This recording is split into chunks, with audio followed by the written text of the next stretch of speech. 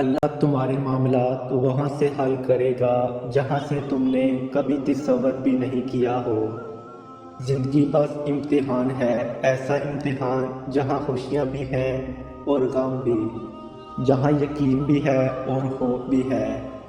تمہیں لگتا ہے کچھ بھی ٹھیک نہیں ہو رہا، مگر تم نہیں جانتے کہ جو ہو رہا ہے وہی بہتر ہے۔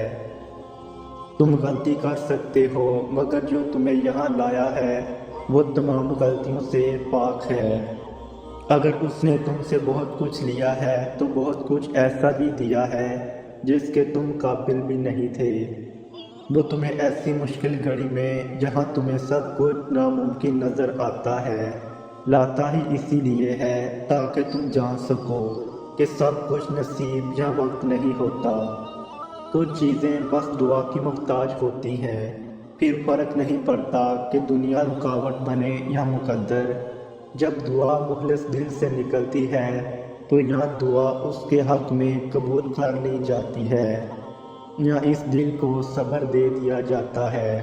تمہارا یقین ہی تمہیں زندہ رکھتا ہے، اور جب ساری امیدیں اللہ سے وابستہ کر لی جائیں تو ہار جانے کا ڈر کیسا۔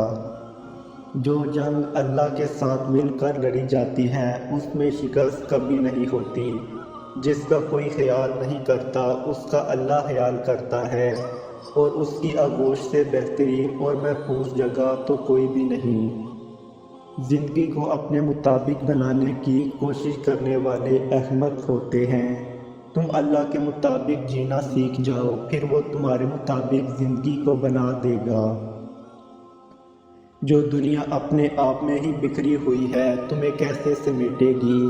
تو تم اس کی طرف لوٹ آؤ جو اسے سمیٹ لیتا ہے کہ پھر کوئی توڑ نہیں سکتا۔ بس وہی ایک تمہارا ہے تو تم بھی اس کے بن جاؤ۔ جب تمہارا بن جائے گا زندگی ابھی بھی باقی ہے، راہیں ابھی نکلیں گی اور بہت سے نئے دروازے بھی کھلیں گے، منزلیں بھی ملیں گی اور معجزے بھی ہوں گے، داستانیں بھی مکمل ہوں گی اور دعائیں بھی قبول کر لی جائیں گی۔ تمہیں وہ سب ملے گا جس کے ملنے کا تم سوچ بھی نہیں سکتے۔ تمہارا اتنا طویل سفر طے کر کے یہاں تک آنا اور صبر کرنا کچھ بھی بے مقصد نہیں ہے۔ تمہیں اس کا صلہ ضرور ملے گا، اور یوں ملے گا کہ تم راضی ہو جاؤ گے۔